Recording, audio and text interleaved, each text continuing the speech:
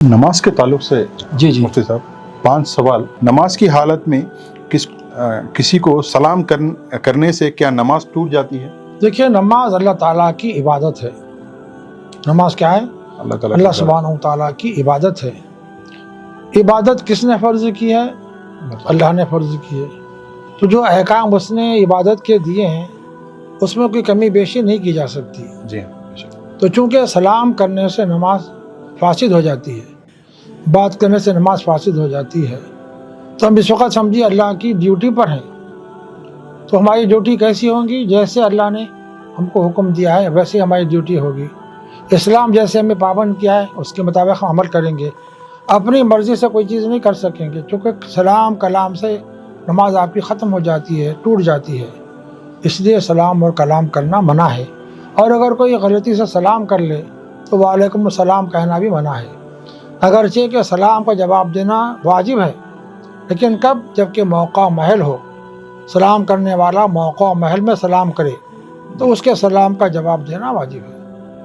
نماز کا معاملہ ایسا ہے کہ نماز کے موقع پر چونکہ یہ موقع محل نہیں ہے سلام کے جواب دینے کا، اس لیے یہ واجب کے چھوڑنے والے بھی نہیں ہیں۔ اس لیے نماز میں سلام کرنا یا سلام کا جواب دینا یہ مفسد صلاۃ ہے، نماز کا فاسد کرنے والا ہے۔ اس لیے صلاۃ و سلام نماز پڑھنے میں نماز پڑھتے ہوئے سلام کا جواب نہیں دیا جائے گا، یہاں تک کہ اگر کسی کو چھینک آ جائے بیرون نماز اور الحمدللہ کہے تو عام حالات میں ہم کو دعا دینا یرحمک اللہ، اللہ تم پر رحم فرمائے، لیکن نماز کی حالت میں ہم نہیں کہیں گے یہ۔ کیوں؟ اس لیے کیا موقع محل نہیں ہے جواب دینے کا۔ ویسے جب اسلام صدر اسلام میں آغاز اسلام میں بہت سی چیزیں ایسی تھیں جو کچھ چیزیں جائز تھی، مطلب منع نہیں تھی، لیکن بعد میں ان کو منع کر دیا گیا۔ اس میں ایک چھوٹا سا شک ہے۔ پہلی بات یہ ہے، سن لیجیے آپ، تو پہلے جب نماز ہوتی تھی سلام بھی کیا جاتا تھا، سلام کا جواب بھی دیا جاتا تھا، لیکن ایک دور گزر گیا، اللہ کے نبی صلی اللہ علیہ وسلم نے منع فرما دیا۔ آپ صلی اللہ علیہ وسلم کا منع فرمانا اللہ کا منع فرمانا ہے۔ کیوں؟ وما ينطق عن الهوى ان هو الا وحی یوحی۔ آپ صلی اللہ علیہ وسلم کوئی بات اپنی مرضی سے نہیں فرماتے، بلکہ اللہ کی وحی کی بنیاد پر فرماتے ہیں۔ تو آپ نے کہہ دیا کہ اب نماز میں صلاۃ و کلام و سلام نہیں ہوگا۔ چنانچہ ایسا ہوا کہ ہمارے صحابہ جو ہے حبش کی طرف چلے گئے تھے، جو شاہ نجاشی کا مقام ہے، ان کی سلطنت ہے، اس سے واپس لوٹے تو صحابہ نے سلام کیا، نبی پاک صلی اللہ علیہ وسلم نے سلام کا جواب نہیں دیا۔ جانے سے پہلے تک سلام کی اجازت تھی، جب لوٹے تو سلام کی اجازت موقوف ہو گئی تھی، منع کر دیا گیا تھا، ان کو پتہ نہیں تھا۔ انہوں نے سلام کیا، نبی پاک صلی اللہ علیہ وسلم پہلے جواب دیتے تھے نماز میں، آپ نے جواب نہیں دیا۔ تو نماز کے بعد صحابہ نے عرض کیا، یا رسول اللہ پہلے آپ سلام کا جواب دیتے تھے، اب کیوں ایسا ہوا تھا؟ آپ نے فرمایا کہ نہیں، اب منع ہو گیا۔ تو لہٰذا نماز میں نہ سلام کیا جا سکتا ہے، نہ کوئی سلام کرنے والے کا جواب دیا جا سکتا ہے۔ اتحیات میں سلام کا حکم ہے، تو اس کے بارے میں پوچھ رہا تھا۔ اتحیات میں جو سلام ہے، چونکہ جو چیز اسلام نے مشروع کی ہے، جب شریعت کا قاعدہ بنا دیا ہے، نماز میں جو چیزیں قاعدہ بن گئی ہیں وہ تو آپ ضرور کریں گے۔ یہ جو مشروع ہے اتحیات میں، السلام علیکہ ایھا النبی ورحمۃ اللہ وبرکاتہ، اے نبی صلی اللہ علیہ وسلم آپ پر اللہ کی سلامتی نازل ہو، السلام علینا وعلی عبادہ الصالحین، اور اللہ ہم پر سلامتی نازل فرمائیے، تمام نیک بندوں پر سلامتی نازل فرمائیے۔ جو دعا ہے سلامتی کی، چونکہ یہ مشروع ہے اس موقع محل میں، شریعت کا قاعدہ ہے، اس لیے یہ ہمارا اتحیات میں السلام علیکہ ایھا النبی ورحمۃ اللہ وبرکاتہ، السلام علینا وعلی عباد اللہ الصالحین، یہ پڑھنا نماز کے لیے، نماز میں معنی نہیں ہے، بلکہ یہ نماز کی تکمیل کے لیے ضروری ہے۔ اتحیات میں ان کلمات کا پڑھنا واجب ہے، اگر ہم نہیں پڑھیں گے تو ترک واجب کی وجہ سے ہماری نماز نہیں ادا ہوگی۔ دوسرا سوال نماز سے تعلق سے، جی نماز میں ہر سورے سے پہلے بسم اللہ پڑھنا ضروری ہے کیا؟ اللہ تعالیٰ کا ارشاد ہے، وَإِذَا قَرَأْتَ الْقُرْآنَ فَاسْتَعِذْ بِاللَّهِ مِنَ الشَّيْطَانِ الرَّجِيمِ، جب بھی آپ قرآن کی تلاوت کرو تو ضرور اعوذ باللہ من الشیطان الرجیم پڑھو، شیطان سے پناہ اللہ کے بارگاہ میں معروضہ کیجئے کہ اللہ مجھے شیطان الرجیم سے اپنی پناہ عطا فرمائی، اعوذ باللہ من الشیطان الرجیم۔ اب بسم اللہ الرحمن الرحیم کا پڑھنا قرآن کی تلاوت کے آغاز میں سنت ہے. تو یہ سنت ہے تو ایسی سنت ہے کہ ہر سورے سے پہلے بسم اللہ الرحمن الرحیم ہے. تو ہر سورے سے پہلے بسم اللہ الرحمن الرحیم لکھی گئی ہے تو وہاں بھی تلاوت کے دوران بسم اللہ پڑھنا سنت ہے. اور پھر قرآن پاک میں ایک آیت آئی ہے بسم اللہ الرحمن الرحیم بول کے، تو وہ تو بطور تلاوت کے اگر وہ ہم تلاوت کریں گے تو اس کو تلاوت میں اس کا پڑھنا تو ضرور ہے، قرآن کا حصہ ہے. لیکن سورت سے پہلے جو بسم اللہ الرحمن الرحیم ہے وہ سورت سے علیحدہ چیز ہے، اس کا پڑھنا سنت ہے. اس لیے نماز میں جب ہم نماز میں جب تکبیر تحریمہ کہتے ہیں اللہ اکبر، ثنا پڑھتے ہیں، ثنا پڑھنے کے بعد چونکہ ہم کو قرآن پڑھنا ہے تو اعوذ باللہ من الشیطان الرجیم پڑھنا تو ضروری ہے. کیوں؟ وَإِذَا قَرَأْتَ الْقُرْآنَ فَاسْتَعِذْ بِاللَّهِ مِنَ الشَّيْطَانِ الرَّجِيمِ. آپ خواہ نماز میں قرآن کی تلاوت کریں، نماز سے باہر کریں، تعوذ کا پڑھنا کیا ہے؟ فرض ہے. تسمیہ کا پڑھنا سنت ہے. تو فضیلت حاصل کرنے کے لیے ہم تعوذ پڑھنے کے بعد یعنی اعوذ باللہ پڑھنے کے بعد بسم اللہ الرحمن الرحیم پڑھیں گے، یہ سنت ہے. تو سورہ فاتحہ سے پہلے پڑھنا سنت ہے. ضم سورہ پڑھ رہے ہیں تو اس سے پہلے پڑھنا بھی سنت ہے. اور کسی وجہ سے یہ ترک کر دیتے ہیں تو اس میں کوئی حرج نہیں ہے. البتہ قرآن پاک میں صورت ہے سورہ براۃ من اللہ ورسولہ. اس سورہ کے بارے میں آیا ہے کہ اس کے پہلے بسم اللہ الرحمن الرحیم نہیں پڑھنا، سنت کے نہیں ہے، سنت نہیں ہے اس میں پڑھنا. اب اس کی ایک تفصیل ہے کیوں نہیں پڑھنا چاہیے. مختصر یہ ہے کہ جب ہم سورہ براۃ کی تلاوت کریں گے تو اعوذ باللہ من الشیطان الرجیم پڑھیں گے اور سورہ کی تلاوت کرنا شروع کریں گے. البتہ درمیانی سورت سے اگر ہم پڑھ رہے ہیں تو وہاں بسم اللہ الرحمن الرحیم پڑھی جا سکتی ہے. فرض کر لیجئے کوئی نماز میں یہ سورہ کی تلاوت کرے تو وہاں بسم اللہ الرحمن الرحیم نہیں پڑھیں گے. تیسرا سوال ہے، عشاء کی نماز میں پہلے اور دوسرے رکعت میں امام صاحب بلند آواز سے پڑھتے ہیں لیکن تیسرے اور چوتھے رکعت میں خاموشی ہوتی ہے. پیچھے کھڑے ہوئے لوگوں کو تیسرے اور چوتھے رکعت میں کچھ پڑھنا چاہیے؟ اللہ تعالیٰ کا ارشاد ہے وَإِذَا قَرَأْتَ الْقُرْآنَ فَاسْتَمِعُوا لَهُ وَأَنصِتُوا لَعَلَّكُمْ تُرْحَمُونَ. جب قرآن پاک کی تلاوت ہوتی رہے تو کیا کرو، تم خاموش رہو، سنو، کان لگا کر سنو. فَاسْتَمِعُوا وَأَنصِتُوا، خاموش رہو تاکہ اللہ تعالیٰ تم پر رحم فرمائے. اس آیت کی بنیاد پر بہت سے ہمارے فقہا کی رائے یہ ہے چونکہ یہ اللہ کے دربار میں آپ حاضر ہیں اور آپ امام صاحب کی اقتداء میں نماز پڑھ رہے ہیں تو امام صاحب چونکہ آپ کی طرف سے ترجمان ہے اللہ کی بارگاہ میں، ان کا پڑھنا آپ کے پڑھنے کے برابر ہے. اور حدیث پاک میں تھا قراءۃ الامام قراءۃ اللہ، امام کی قراءت کیا ہے؟ مقتدی کی قراءت ہے.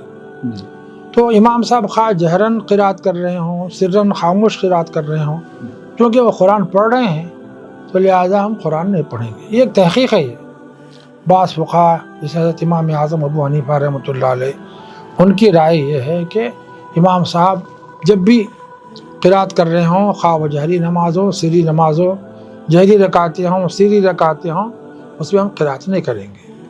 لیکن حدیث پاک میں ایک ارشاد ہے لا صلاۃ الا بفاتحۃ الکتاب، نماز نہیں ہوتی صرف فاتحہ کی تلاوت کے بغیر. تو امام شافعی رحمۃ اللہ علیہ اس کو عموم پر محمول کرتے ہیں. نماز کی حالت ہو کہ نماز کے بیرونی حالت ہو، جہری نماز ہو کہ سری نماز ہو، امام کے ساتھ مقتدیوں کو بھی سورہ فاتحہ پڑھنا چاہیے.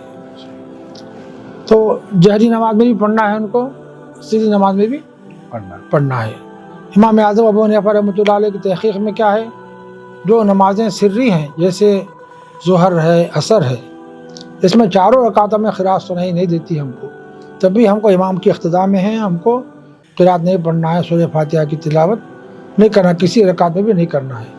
اسی طرح مغرب کی 3 رکعتیں ہیں، تیسری رکعت میں ہم کو نہیں کرنا ہے قراءت. عشاء کی 2 رکعتیں جہری ہیں جو سری ہیں، فجر کی 2 رکعتیں ہیں وہ جہری ہیں. تو اس میں عشاء کی نماز میں جو 2 رکعتیں سری ہیں اس میں بھی ہم کو قراءت کرنا نہیں ہے. تو بہرحال یہ ایسی تحقیق ہے کہ اس میں اگر آپ کا جی چاہتا ہے کہ امام صاحب کی اقتداء میں آپ فرض کر لیجئے ظہر کی نماز پڑھ رہے ہوں، عصر کی نماز پڑھ رہے ہوں، آپ کو سنائی نہیں دے رہا ہے تو آپ چاہیں تو سورہ فاتحہ کی تلاوت کر سکتے ہیں چاروں رکعتوں میں. یہ امام شافعی کی تحقیق کے مطابق ہے۔ اسی طرح مغرب کی آخری رکعت میں بھی کیا کر سکتے ہیں؟ سورہ فاتحہ کی تلاوت کر سکتے ہیں۔ عشاء میں جو 2 رکعتیں ہیں بعد والی، اس میں آپ کیا کرتے ہیں؟ سورہ فاتحہ کی تلاوت کر سکتے ہیں۔ یہ گنجائش ہے اس کے اندر۔ اور یہ جو اختلاف ہے یہ احادیث پاک کے تفاہم میں، اس کے سمجھنے میں جو اختلاف آ گیا ہے وہ اختلاف ہے۔ آپ خواہ ایسے نماز پڑھیں ویسے نماز پڑھیں، الحمدللہ آپ کی نماز ادا ہو جاتی ہے۔ یہ ایسا بحث کا موضوع نہیں ہے جس کو ہم سمجھیں کہ ایسا کرنا نہیں چاہیے، ایسا کرنا چاہیے، ایسی پابندی اس میں ہم لازم نہیں سمجھیں ہم، بلکہ اس پر عمل کر سکتے ہیں۔ توسع ہے، گنجائش ہے، ہم چاہیں تو جس پہ چاہے عمل کر سکتے ہیں۔ البتہ ایک بات یاد رہنی چاہیے کہ جہری رکعتوں میں امام شافعی رحمۃ اللہ علیہ کے پاس بھی جب امام قرات کر رہا ہو تو سورہ فاتحہ پڑھنا نہیں ہے۔ کب پڑھیں گے؟ امام صاحب کو چاہیے ویسی صورت میں کہ ثنا پڑھنے کے بعد کچھ دیر وہ توقف کریں تاکہ لوگ سورہ فاتحہ پڑھ لیں، اس کے بعد تعاوذ تسمیہ پڑھ کے امام صاحب سورہ فاتحہ شروع کریں۔ یہ کہ رکوع سے اٹھ کر اتنا وقفہ لیں کہ لوگ آہستگی سے سورہ فاتحہ کی تلاوت کر لیں۔ تو ان کے بعد بھی حکم یہ ہے کہ ٹکراؤ نہیں ہونا چاہیے۔ امام صاحب تلاوت کر رہے ہوں جہر سے، اس کی آواز آپ کو سنائی دے رہی ہے، تو آپ کو قرات نہیں کرنا ہے۔ کب کرنا ہے؟ ایسے وقت میں کرنا ہے جب امام صاحب قرات نہ کر رہے ہیں، تو اس کی پابندی بھی سامنے رہنا چاہیے۔ چوتھا سوال ہے، جب ہم اکیلے فرض نماز پڑھ رہے ہیں تو 2 رکعت میں سورہ فاتحہ اور ضم سورہ پڑھتے ہیں، اور کیا تیسرے اور چوتھے رکعت میں بھی سورہ فاتحہ اور ضم سورہ پڑھنا ہے یا سورہ فاتحہ ہی کافی ہوگا؟ ظاہر ہے اب جب ہم انفرادی طور پر نماز پڑھ رہے ہیں، فرض نماز میں فرض نمازی منفرد ہیں، مطلب انفرادی طور پر نماز پڑھ رہے ہیں، جماعت میں شریک ہو کے نماز نہیں پڑھ رہے ہیں، تو اسی صورت میں جو جہری نماز ہے اس نماز میں بھی آپ چاہیں تو آہستہ قرات کر سکتے ہیں، جہر سے نہیں کر کے۔ لیکن اب امام کے اقتداء میں نہیں ہیں آپ، تو پہلی 2 رکعتوں میں آپ کیا کریں گے؟ سورہ فاتحہ بھی تلاوت کریں گے، ضم سورہ بھی پڑھیں گے، یہ واجب ہے۔ تیسری چوتھی رکعت میں خاموش بھی رہ سکتے ہیں، لیکن سورہ فاتحہ کا پڑھنا افضل ہے منفرد کے لیے، تنہا نماز پڑھنے والے کے لیے، کیونکہ جماعت کی نماز میں امام صاحب پڑھ رہے ہیں یا کوئی ہمارے امام نہیں ہے جو پڑھ رہے ہوں، تو لہٰذا ہم کو کیا کرنا ہے؟ سورہ فاتحہ تیسری اور چوتھی رکعت میں تلاوت کرنا ہے۔ اسی طرح مغرب کی نماز میں اگر ہم تنہا نماز پڑھ رہے ہیں تو پہلی دوسری رکعت میں سورہ فاتحہ بھی پڑھیں گے، ضم سورہ بھی کریں گے، لیکن تیسری رکعت میں ہم کیا کریں گے؟ صرف سورہ فاتحہ کی تلاوت کریں گے۔ 5واں سوال، نماز پڑھنے سے دنیائی فائدے کیا ملے؟ ظاہر ہے دیکھیے ایک بات ذہن میں رہنی چاہیے، اسلام کے احکام کی تعمیل میں اخلاص شرط ہے۔ اخلاص کے معنی اللہ کی رضا کے لیے کام کرنا، کسی دنیاوی منفیت کی وجہ سے نماز پڑھنا یہ مقصود نہیں ہے۔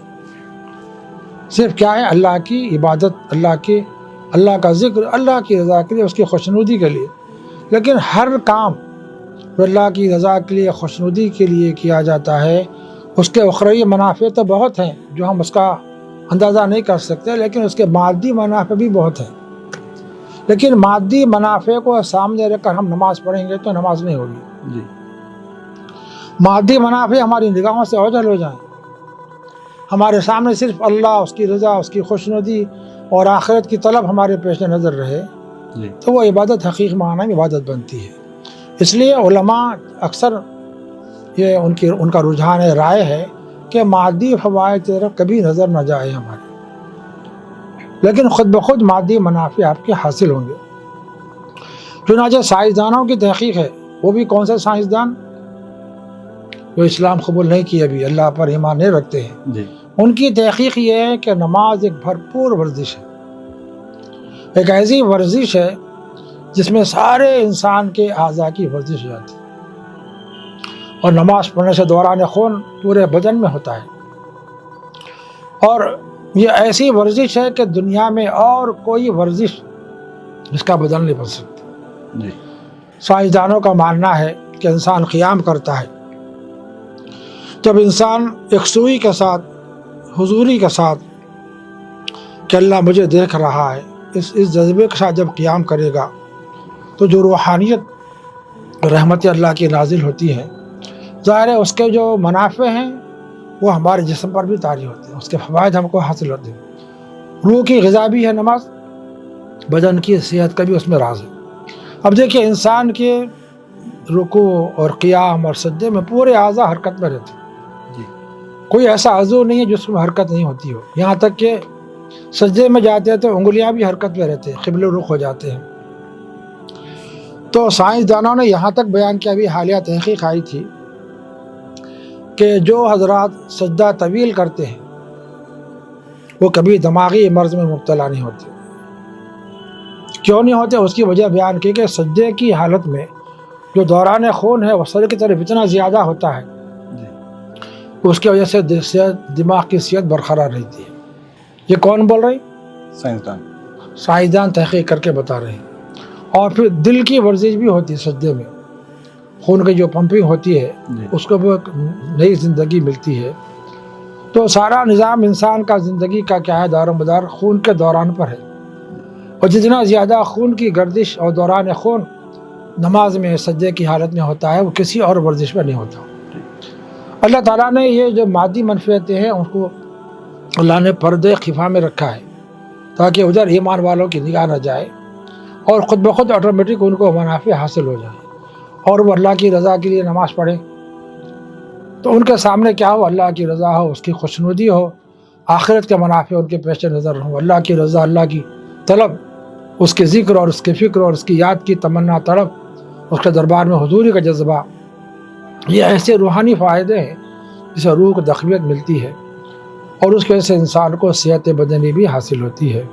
اسی طرح روزہ ہے، روزے کے بارے میں حالیہ ایک تحقیق آئی ہے، اس بنیاد پر اس کو جو تمغہ ملا ہے، وہ جو نوبل انعام ہے، وہ کسی ایسے سائنسدان کو دیا جاتا ہے جو نمبر 1 پر اپنی تحقیق پیش کرتا ہے۔ تو ایک سائنسدان نے تحقیق کی، تحقیق کر کے بتایا کہ جو مرض ہے سرطان کا، یا جسے آج کل ہم کینسر کہتے ہیں، تو اس کا ماننا یہ ہے کہ میں نے کینسر کی دوا تلاش کر لی ہے۔ کیا کی ہے میں نے؟ کینسر کی دوا تلاش کر لی۔ لوگوں نے پوچھا آخر وہ کیا دوا ہے؟ تو بولے وہ یہ ہے کہ آپ سال میں 20، 25 سے 30 دن، 35 دن تک بھوکے رہیں، فاقے سے رہیں۔ تو جو جراثیم ہیں جسم میں ڈیولپ ہوتے ہیں وہ کیا کرتے ہیں، بھوک اور پیاس کی وجہ سے جسم کے ان فاسد مادوں کو کھانا شروع کرتے ہیں جو کینسر پیدا کر سکتے ہیں۔ تو اس طرح ان کو کینسر سے نجات ملتی ہے۔ وہ تو روزے کا ذکر نہیں کیا ہے اس سائنسدان نے، اس کو نوبل انعام دیا گیا ہے۔ تب قربان جائیے، اسلام نے روزے فرض کیے ہیں اور وہی تعداد میں 30 دن، ممکن ہے 20 دن میں فائدہ ہو جاتا ہو بھوکے پیاسے رہنے سے، لیکن اسلام نے مزید اور 10 دن کا اضافہ کر دیا تاکہ پوری طرح سے سمجھے تیقن حاصل ہو جائے کہ وہ فاسد مادے جسم کے اندر ہیں وہ ختم ہو جائیں، جل جائیں۔ تو الحمدللہ اسلام کی جتنی عبادتیں ہیں ان کے جو مادی فوائد ہیں وہ سائنسی دنیا تسلیم کرنے پر مجبور ہے۔ وضو کے بھی سائنسی فوائد ہیں۔ تو بہرحال اب موقع نہیں ہے ساری چیزوں پر روشنی ڈالنے کا، مختصر یہ ہے کہ مادی فوائد بہت ہیں، لیکن مادی فوائد پر ہماری نظر نہیں رہنا چاہیے، اللہ تعالیٰ کی رضا پر، اس کی خوشنودی پر نظر رہے، آخرت کی طلب اور فکر رہے انسان کو، اللہ کی بارگاہ میں حاضر و خوش و خضوع سے نماز ادا کرے تو ضمناً ان کو مادی فوائد بھی حاصل ہو جاتے ہیں۔